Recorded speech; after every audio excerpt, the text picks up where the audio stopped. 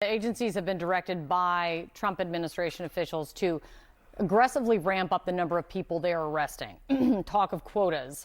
What are you hearing in terms of how the White House is viewing this rollout and implementation of the immigration crackdown so far?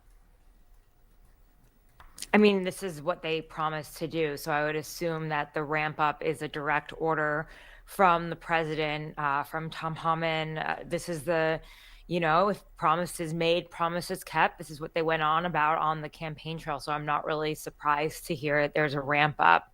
I just wonder if that will continue, if optically it starts to look like it's messy.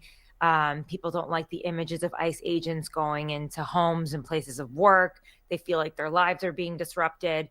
But this is what they've been preparing for the past 4 years for it, frankly. And this has been, policy papers have been written on this. Trump has been interviewing people for these roles for the past 4 years. It was the number one, campaign promise priority. And so, yeah, it's being done a lot more carefully. I mean,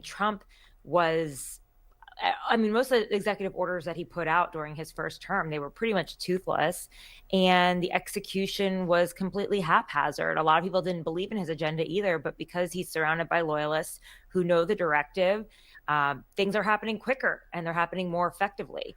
Now, does that mean that the public sentiment will be with him? That's unclear. People may want deportations, but they may not want deportations happening in front of them in their communities. There's a whole different, aspect to that. So we'll see if public sentiment stays with him.